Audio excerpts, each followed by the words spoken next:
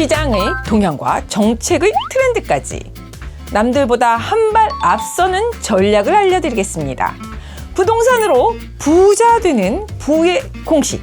안녕하세요, 이혜리입니다. 앞으로 한 달 남짓 남아있는 지방선거 서울시장 후보에 대해서 말씀을 드려볼까 하는데요. 과연 누가 될 것인가? 현재 오세훈 서울시장, 그리고 물망에 오르고 있고 지금 리서치 조사에서도 조금 앞서고 있는 분이 있죠. 그리고 이재명 대통령이 또 픽을 했다고 해서 유명세가 더해가고 있는데요. 바로 정원호 서울시장 후보, 이 두 분에 관해서 좀 알아볼 건데, 역시 현재에서는 가장 뜨거운 감자이기 때문에 관심사도 클 거라고 봅니다. 자, 살펴볼게요. 빨간 버튼이냐 파란 버튼이냐. 빨간 버튼에 오세훈 서울시장 후보, 그리고 파란 버튼에 정원호 서울시장 후보인데요. 자, 이 두 분의 정당 때문에 정치 색이 조금 들어갈 수밖에 없습니다. 하지만 우리가 부동산 정책이나 부동산에 미칠 영향에 대해서는 우리가 가지고 있는 정치색과 조금 다를 수도 있는 부분이 없지 않아 있을 것 같아서 조심스럽기는 합니다만, 이것은 정치색이라기보다는 좀 더 우리가 공정하게 부동산 정책 면에서 과연 서울시장 후보들이 어떤 영향을 미칠 수 있는지를 살펴보고 우리는 거기에 대처하는 포인트를 알아볼게요. 네, 먼저 오세훈 서울시장님이 정책에 있어서는 가장 팩트는 바로 공급이라는 부분이었죠. 실행 속도를 강화해서 성공적으로 빠르게 닥치고 공급이라고 하는 슬로건으로 정비 사업을 진행하고 있습니다. 그 중에 대표적인 게 신속통합기획과 모아타운이죠. 패스트트랙으로 빠르게 정비 사업에 대한 인허가를 내주고, 그리고 또 작은 면적 단위를 모아서 또 빠르게 진행을 할 수 있는 정비 사업, 모아타운 등을 한참 진행을 하고 있습니다. 그리고 2031년까지 한 31만 호를 착공하겠다라고 하는 목표이기 때문에 아직 현실적으로 된 것은 없지만 또 진행들이 되어 가고 있는 ING 중이라는 부분에 있어서 대부분은 계속 진행이 잘 되려면 계속 연임을 해야 되지 않느냐라는 아마 그런 또 생각들을 하고 계실 텐데요. 우리가 재개발에 있어서 가장 중요한 부분이 항상 사업성인 부분이고, 바로 이 용적률을 높여줌으로 해서 사업성을 높이는 부분인데, 인센티브를 적용해서 용적률을 완화해주는 방향도 계속해서 진행을 하고 있다라고 보여지는데요. 예를 들면 동의율을 75%까지 받아야 되는 조정법에 의한 정비 사업을 70%까지 해준다던가 하는 것들, 모아타운도 80%까지 받아야 하는 빈소법에 의한 동의율을 75%로 낮춰준다든가 하는 것들도 굉장히 어떻게 보면은 빠르게 진행을 하기 위해서 이렇게 좀 완화를 해줬다라고 볼 수가 있습니다. 그 이외에도 뭐 공공주택 13만 가구를 공급하는 것, 그리고 바로 내 집이라고 해서 이 부분도 참 특이할 만한데요. 장기 할부 주택이라고 하는 건데, 장기적으로 우리가 할부로 이 주택을 매수할 수 있다라는 건데, 취지가 굉장히 좋기 때문에 사실 기대하게 되는 부분이 있습니다. 그리고 신속통합기획 2.0은 여러분 너무나 잘 알고 계시고 지금도 잘 진행을 하고 있고 선정이 잘 되고 있는 것이지, 사실 사업 속도에 대해서는 좀 더 알아볼 필요는 있습니다. 그 이외에도 이분이 또 가장 주력하는 것 중에 하나는 쾌적한 어떤 서울의 모습을 굉장히 중요시 여기죠. 그래서 그레이트 한강 프로젝트로 한강변 수변을 아름답게 조성하는 것, 그리고 또 녹지화를 시키는 것들, 이런 것들을 잘 진행을 해서 지하화 시키는 것들, 고속도로 지하를 해서 녹지화를 시킨다든가, 도시 정비를 선호하시죠. 국제업무지구가 그 중에 하나입니다. 지하로 차량이 들어가고 상층부는 모두 녹지화를, 서울 전 지역을 정원화하겠다라고 하는 목표도 가지고 계신데요.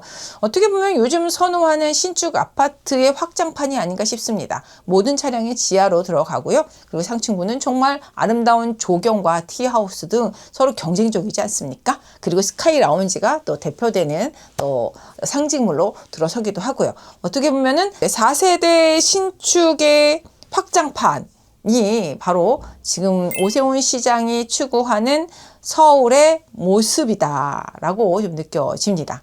이러한 사업들에 대해서 리스크가 없지는 않습니다. 당연히 있겠죠. 분담금이라든가 아니면 공사비 문제도 있을 테고요. 정원호 시장 후보님의 정책 방향은 어떻게 되는지를 살펴보겠습니다. 지금 가장 대표적인 게 시중가의 70에서 80% 정도 수준의 저렴한 주택 공급을 하겠다라는 게 가장 대표적인 공약인 것 같습니다. 굉장히 매력적입니다. 저는 가장 걱정되는 게 분양가도 상당히 높습니다. 우리가 지금 최상급지라고 하는 강남권은 이미 뭐 25억을 넘어 27억, 8억까지 넘어가고요. 그 이외의 그 기타 지역들도 거의 20억에 가까운 수준. 못해도 15억이 넘어가는 중위가격 12억보다 훨씬 높은 가격으로 분양이 되고 있다는 것이죠. 어느 지역이든 말이죠. 상당히 걱정이 되는 부분인데 이것을 7, 80% 저렴하게 공급을 할 수 있다면 반가운 공약이다라고 말씀드릴게요. 방법으로는 이렇게 말을 하시네요.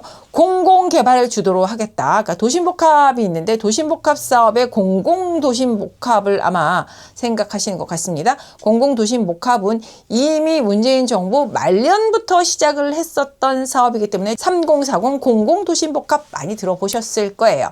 진행을 하고 있고요. 이곳에서 사업을 진행해서 아파트 단지가 들었었을 때 우리 요즘 분양가가 올라가는 것 중에 하나가 당연히 여러 가지 요인이 있습니다만 그 중에 하나가 또 시설을 너무 고급화한다고 하는 부분인데 이런 거품을 빼겠다. 예를 들면 커뮤니티 시설 등을 축소하겠다. 커뮤니티 시설들 굉장히 경쟁하지 않습니까? 카페테리아라고 해서 중식이나 석식 제공을 하는 곳들 아니면 수영장인 면레인이다.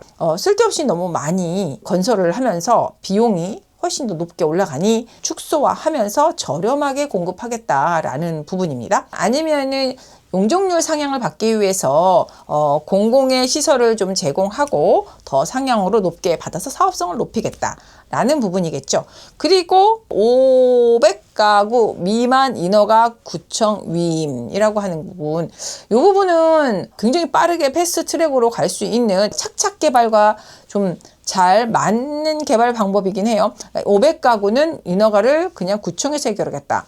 이거는 빈소법에 의한 가로정비 2만 이하의 면적에는 대부분 요 정도 수준이거든요. 그러니까 서울시까지 올라가지 않는 것으로 해서 빠르게 진행하겠다. 착착 개발하겠다라는 뜻인데 굉장히 빠를 것 같습니다. 하지만 조금 살펴봐야 할 부분이 분명히 있기는 하겠죠. 자, 커뮤니티 시설을 축소하는 것들 해서 건설비를 절감한다고 하는데 축소는 고급형은 아니겠죠.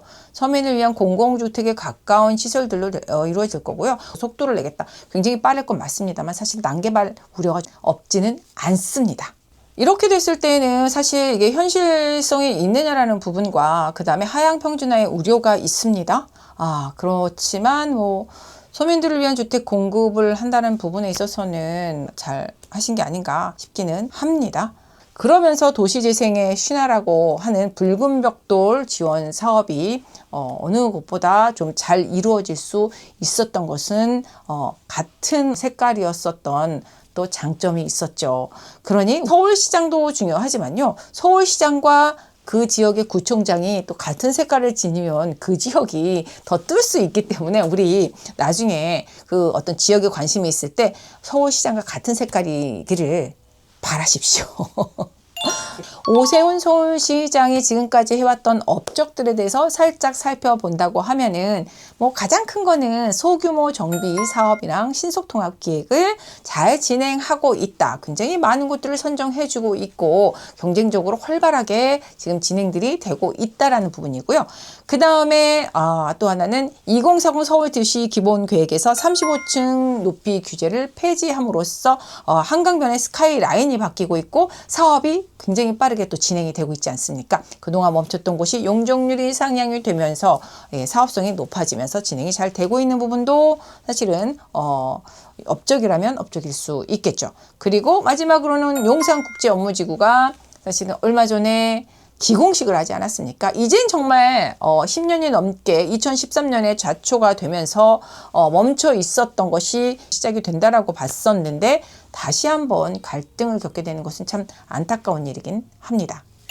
사실 서울시 전체보다는 성동구청장을 3선을 하면서 이루었던 업적인데요. 범위가 조금 다르긴 합니다. 거시적인 큰 범위는 아니고 성동구라는 구 안에서만 좀 이루어진 특수 상황이라는 게 좀 있기는 합니다.